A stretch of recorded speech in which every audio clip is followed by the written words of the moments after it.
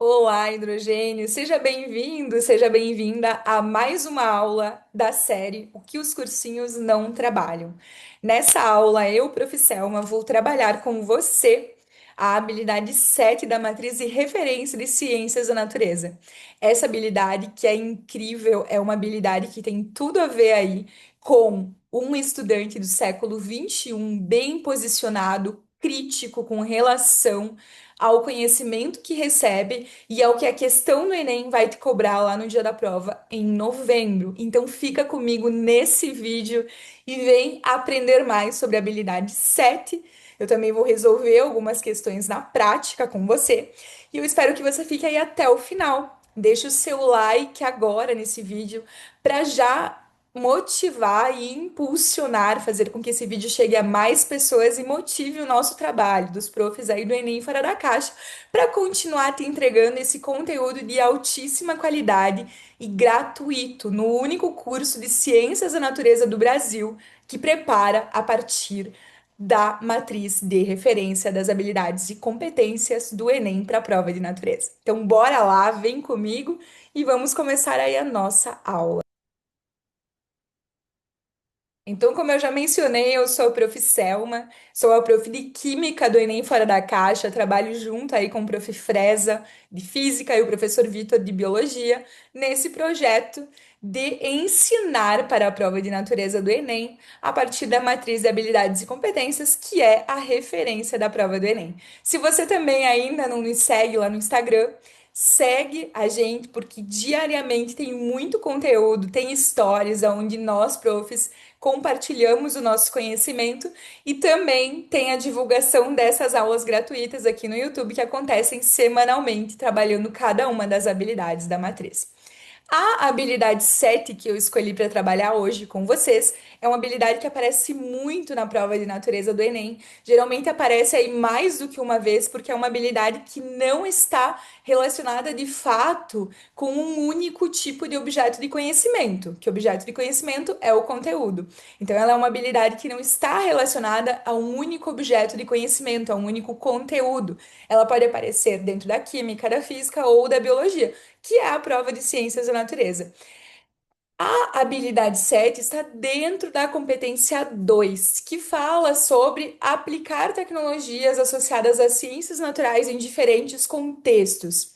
Na habilidade 7, você é convidado a selecionar um teste, ou um parâmetro, ou um critério para comparar materiais ou produtos, tendo em vista a defesa do consumidor, a saúde do trabalhador ou a qualidade de vida. Então, imagine que tudo aquilo que tem relação com o que você consome no teu dia a dia pode vir a se tornar uma questão da tua prova do Enem dentro da habilidade 7. Exemplos disso, prof. Selma. Exemplo, olha só. O leite, né, testes de pH indicando se esse leite está na qualidade ou não. Um suco que você compra, qual é a concentração de polpa, se a concentração que está dizendo na caixinha é realmente o que tem. A quantidade de vitamina C, por exemplo, dentro de um suco também. Vamos pensar um suco de laranja aí, se a quantidade de vitamina C é realmente a quantidade que está ali dentro. Você compra um óculos de sol que promete uma proteção aí de 50, 60%. Será que realmente ele faz essa proteção? Você quer selecionar, né? Eu vou dar um exemplo aí de uma questão que já caiu, mas você quer selecionar.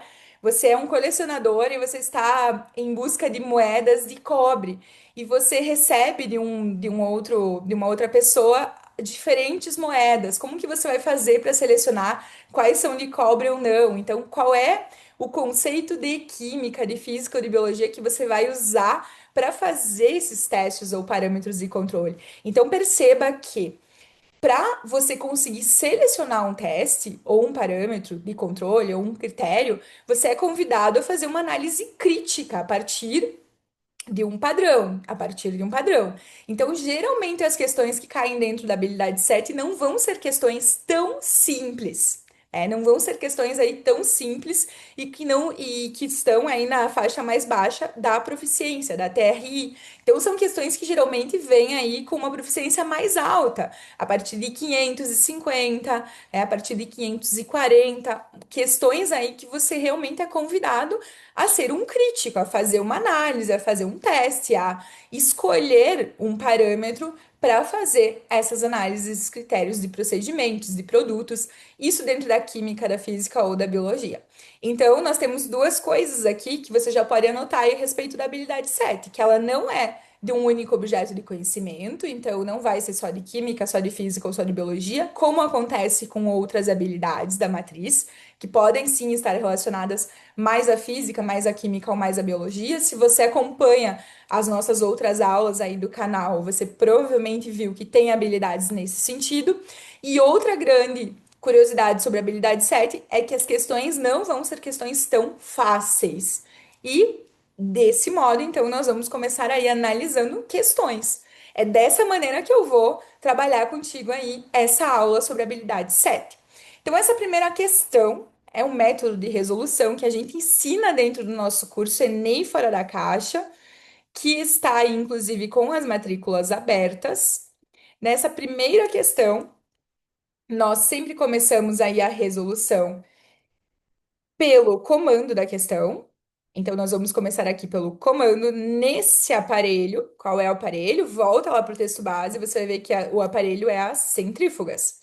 São equipamentos, né? Então, ele pergunta: a separação das substâncias ocorre em função do quê?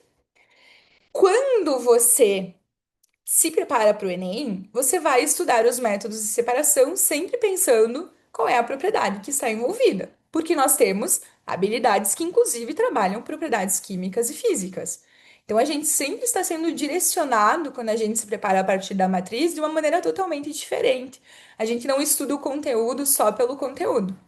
E aí, aqui nessa questão, ele fala o seguinte aqui no texto base: as centrífugas são equipamentos utilizados em laboratórios. Nananã. Seu funcionamento faz uso da aceleração obtida pela rotação de um recipiente, que serve para separar sólidos em suspensão ou líquidos, né? Em líquidos ou líquidos misturados entre si. Bom, aqui nesse caso, nessa questão, ele não trouxe um problema. Eu tenho ali um sangue que eu quero separar. Eu observei que o plasma, que é a parte líquida, ficou em cima e as hemácias, que são mais pesadas, foram para o fundo. Mas ele poderia ter te colocado diante desse problema.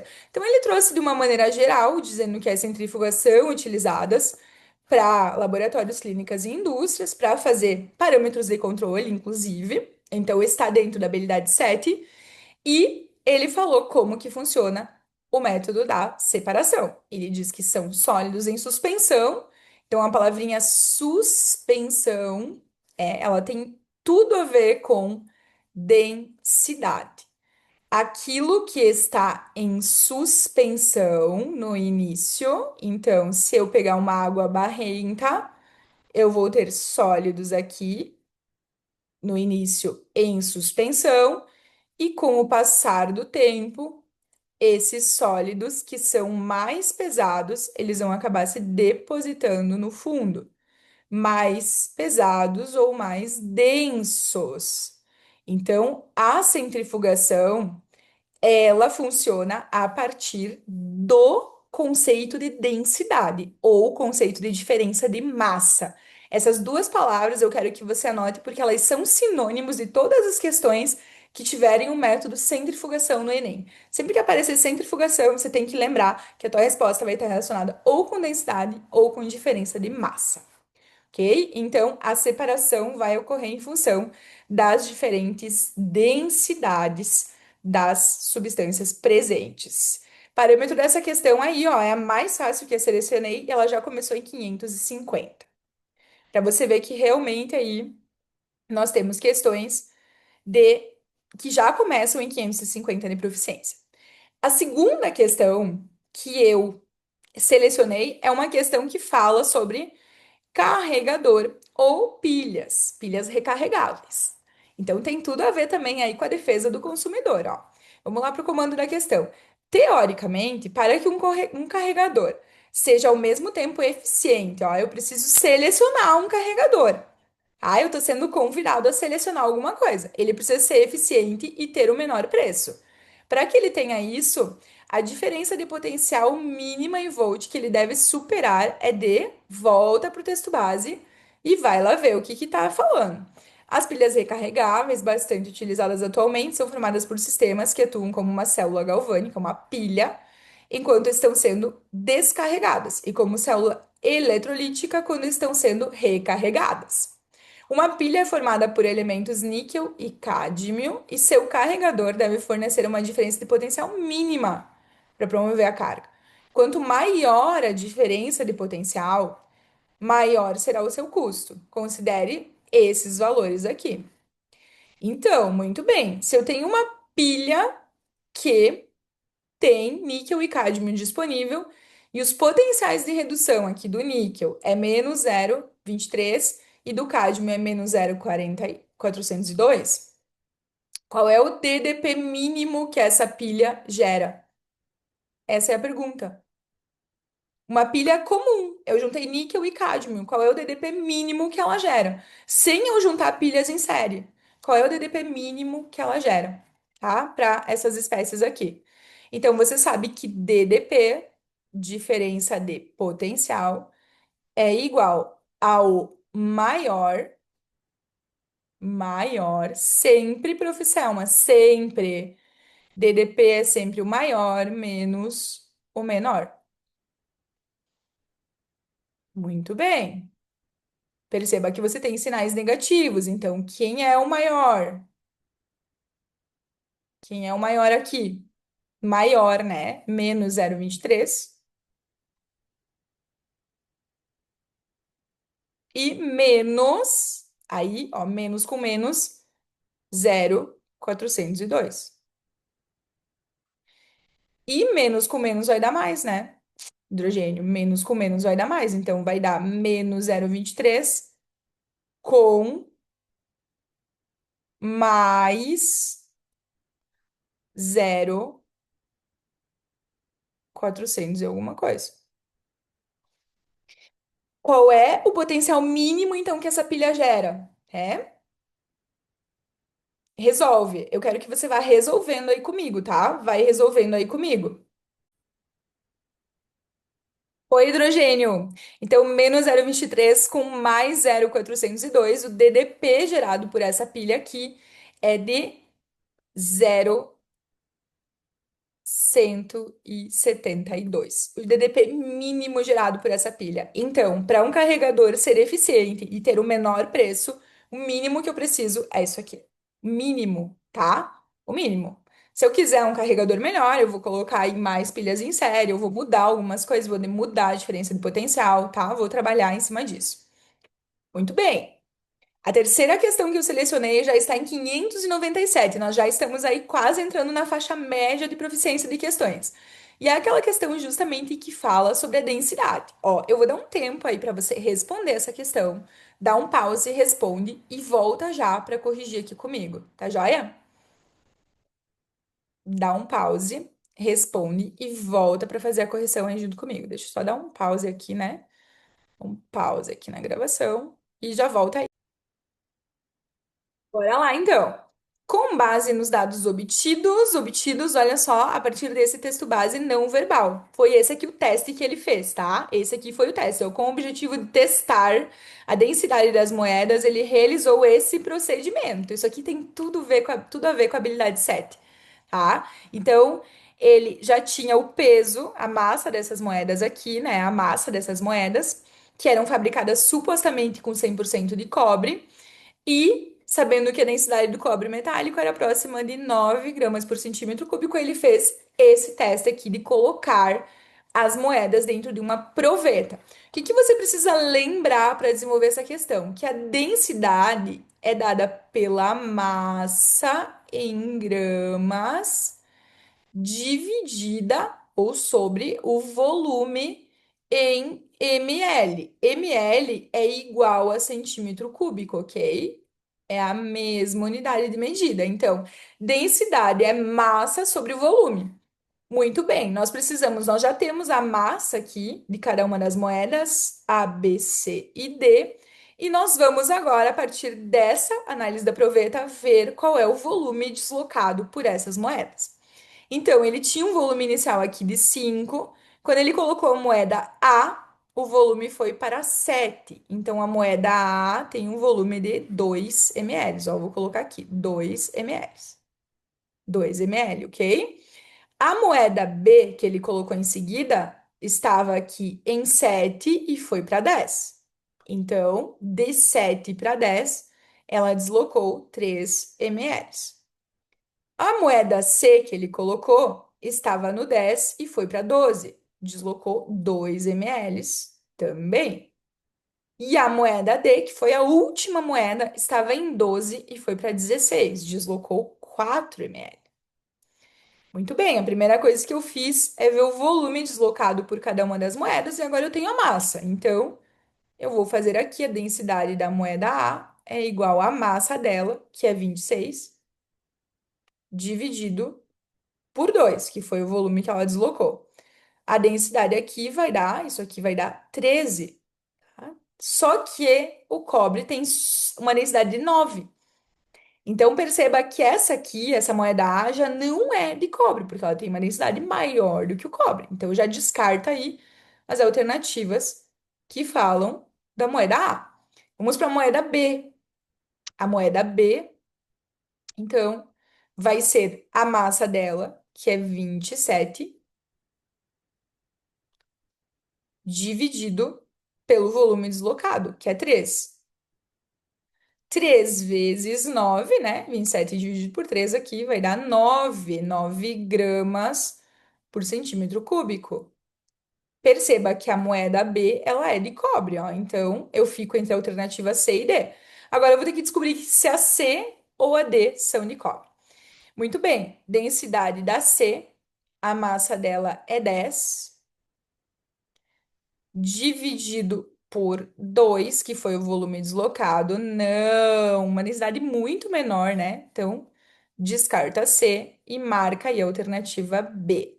A alternativa D, desculpa. Então, a moeda D e a moeda B são as moedas de cobre.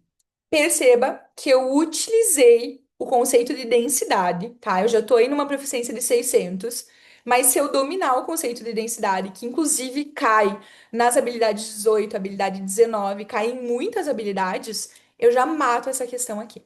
Mato essa questão. Eu consigo fazer uma seleção nesse teste. Então, se você estivesse aí no teu dia a dia frente a um colecionador, você entendesse de densidade, você poderia sim fazer esse teste aí para ver se as moedas são de cobre ou não. Legal, né? Muito interessante, né, hidrogênio? Muito, muito, muito interessante. Vamos limpar aqui e vamos para a nossa próxima questão, que é uma questão teórica, que fala sobre o procedimento de laboratório. Ó, procedimento é uma palavra-chave da habilidade, né? Procedimentos, testes ou parâmetros de controle adequado para verificar a presença do antiumectante em uma amostra de sal.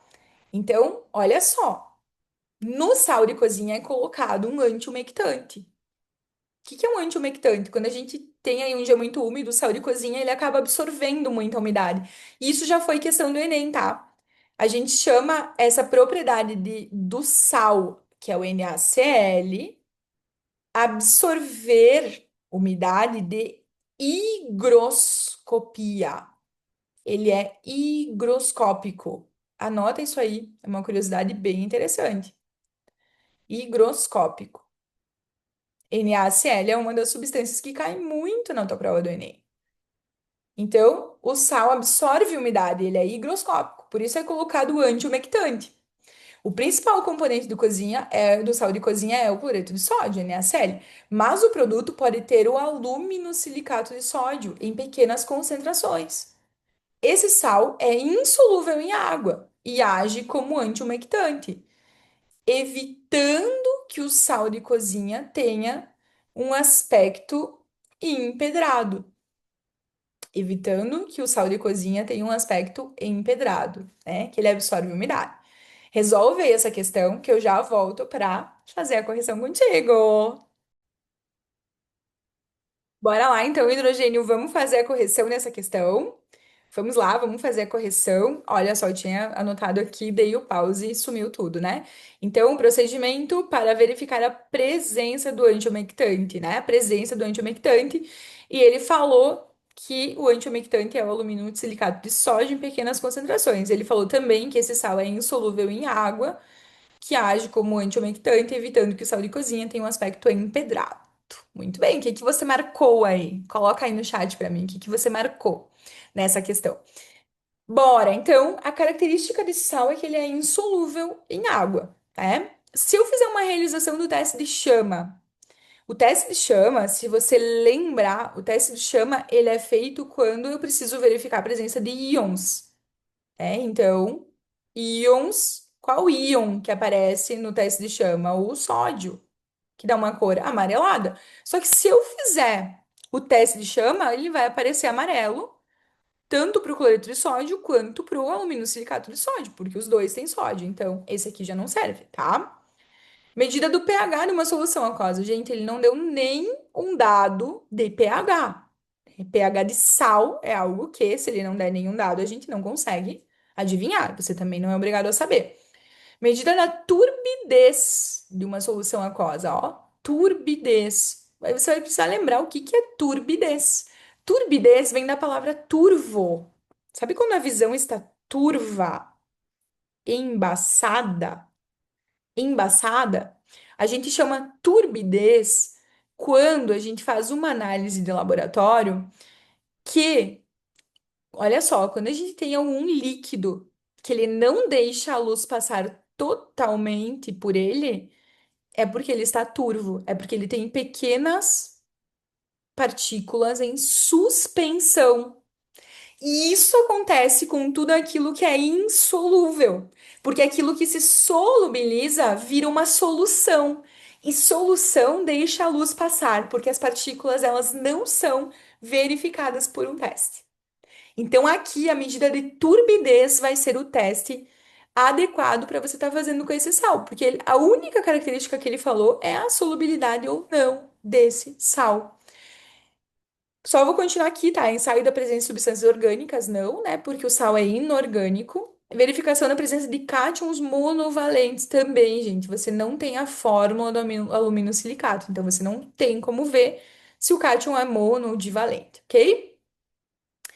Muito bem, hidrogênio. Essa questão aqui, só para você ter uma ideia, ela tem um parâmetro de dificuldade de 660. Então, ela é uma questão, sim, mais difícil, tá? Você precisava dominar aí o conceito de turbidez para saber se você ia fazer esse teste ou não. E a última questão que eu selecionei, hidrogênio, dá o pause, resolve, volta aqui para fazer a correção junto comigo, tá? A última questão que eu selecionei fala sobre a adulteração do leite, a adulteração do leite, tá? Que fiscalizam, ó, e alguns profissionais burlam a fiscalização adicionando uma solução aquosa de hidróxido de sódio. Hidróxido de sódio é a segunda substância que cai muito no Enem, que é o NaOH. Tem que saber a formulinha, tem que saber a característica, tá? Que é uma base forte. Então, tudo isso você tem que saber das substâncias aí que mais aparecem, tá? Então, resolve e volta aí fazer a correção junto comigo. Muito bem, bora lá, hidrogênio. Então, a consequência dessa adulteração é o quê? Então, ele fala que eles adicionam soda a tambores de leite vencidos. Assim que o teor de acidez, em termos de ácido lático, encontra-se na faixa permitida, o leite adulterado passa a ser comercializado novamente, mesmo estando estragado.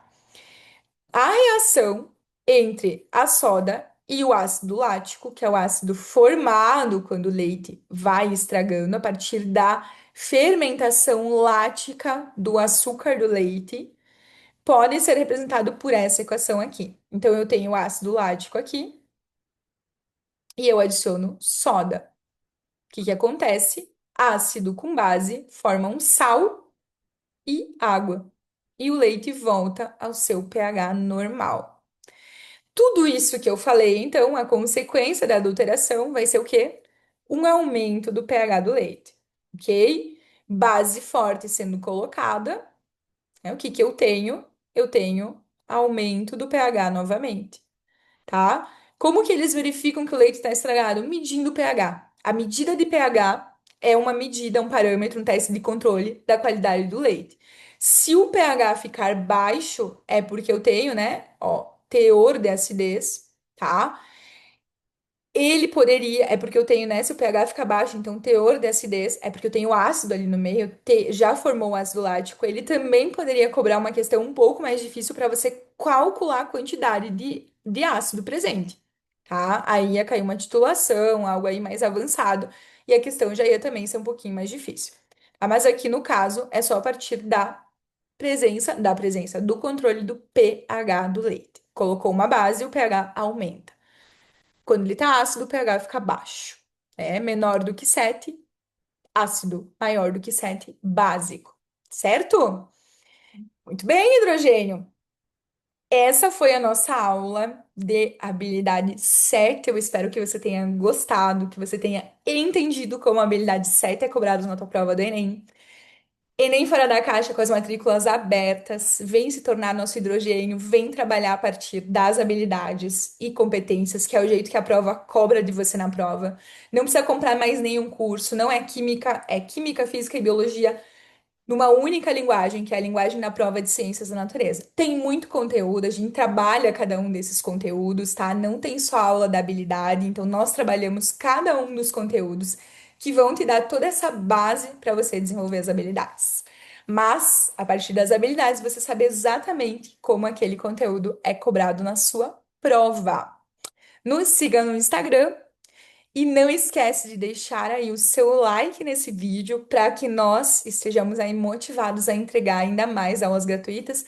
Deixe também o teu comentário, eu vou adorar ler e responder. Eu, professora, vou adorar ler e responder. Sabendo aí se você gostou dessa aula, se fez sentido e se te ajudou um pouquinho no teu caminho em busca da aprovação. Tá certo, hidrogênio? Um grande beijo e até a próxima aula.